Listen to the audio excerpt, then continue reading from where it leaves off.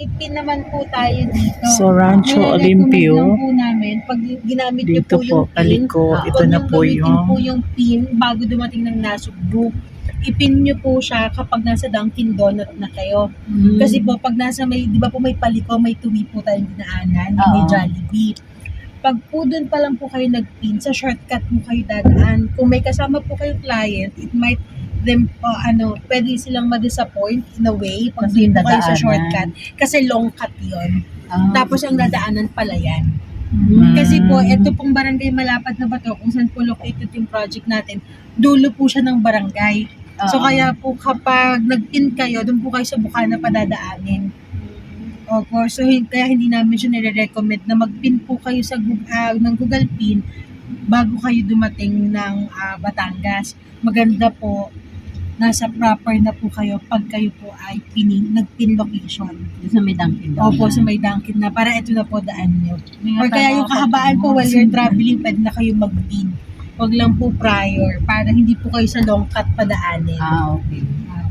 Ito bang dinadaanan natin? Kalsadahan ba to? Yes, ma'am. Ito po ay barangay road. Currently po, madadaanan nyo naman po ang ganda po ng barangay road nila. Malawak, malaki.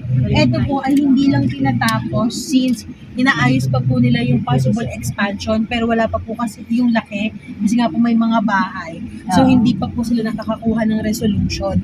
So kung hindi po ma-work out ng barangay, definitely po siguro ang possible solution po nila dito is i-as-is na po siya tapos tsaka nila kakalsadahan. May road construction. But anyway po, definitely naman our project naman po, baka ko sumabay lang din po ang development nito, no? Tsaka kapraso lang po ito na rough road, ito na po kalsada niyan. Opo. So currently ma'am kasi, isa rin sa reason yan kung bakit po medyo rough siya. So may area po kasi natin, may kinukwari, tsaka meron pong crusher, which I believe yun naman po mga yon ay hindi naman po pang matagalan ang pagkukwari. Tapos, so pag nangubos po ang kinukwari, definitely mag-out sila. So, baka po doon ang development nito. So, makikita nyo po mga 6 meters din po mahigit yung kalsada nila. So, yun po ang ating pong project. Ito na yun. Malapit na tayo mga 1 minute, less than a minute po siguro.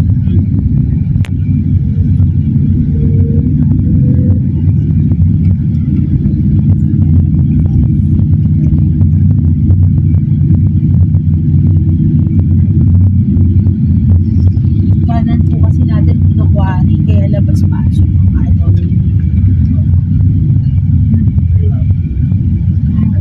Marami ay kaliwa. Kanan ba sorry. Kaliwa po. Ayan. Ito pong fencing na to, yung barbed wire po sa kanan, project na po natin yan. Atin na po yan. Magmula doon. Ito po yung Starting nung ano. Yung mga barbed wire po, yes, yan na po yung indication ng property natin. Kasama ba itong may bahay? Yung bahay ma'am, hindi naka-out yan sa atin. Dating tenant kasi nila yan. Okay, kasama yan yan sa 6 hectares. Yes ma'am. So yun po ay kasama. Meron lang barangay road. Tapos ito na po mismo sa kanan, yung ating property. Ayun, ginagawa yan eh. Opo. So this project po is a 6.5 hectares project. So lahat po ng nasa barbed wire, project po natin yan. Balik po tayo. So, dito na po ang pupunta po nating site. Ayan. Property of ABV so Realty OPC. Ayan po. So, dito po tayo.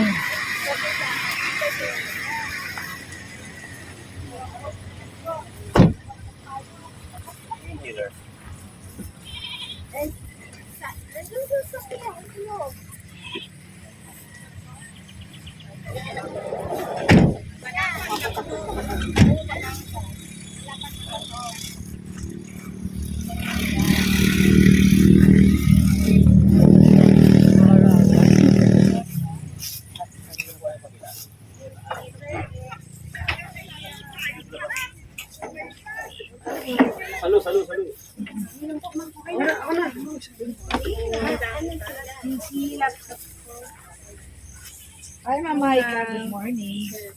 Tagalan po kayo sa biyahe. Ilang hectares to? Yung kabila, sa kabila.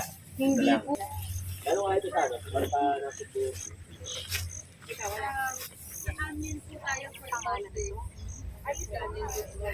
Tapos po, yung pinasukan po natin ng barangay, yun po, So, hanggang doon pa yan.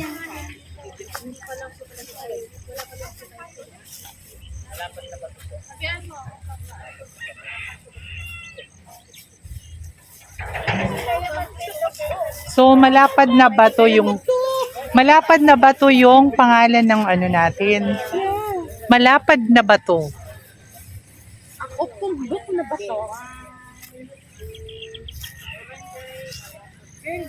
Ay, ganyan. Akala ko pagka 1, 2, 3 sabihin mo agad.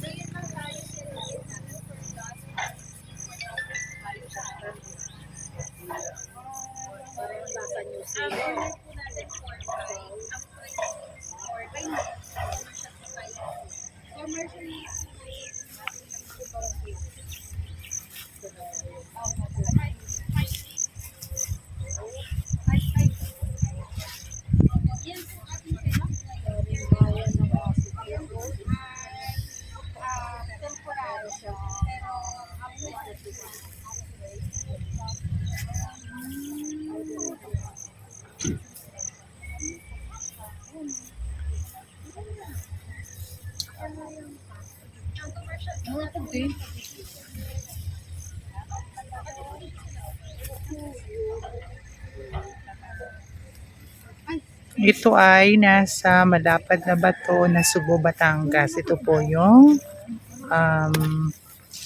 Farm 1. Cargo, medyo napangalinis. Ayaw mo pala. 1, 2, 3. Guys, 5 minutes. Last 5 minutes. 1, 2, 3.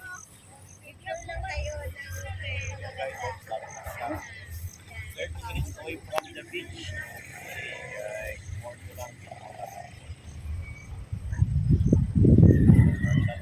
Magkano commercial?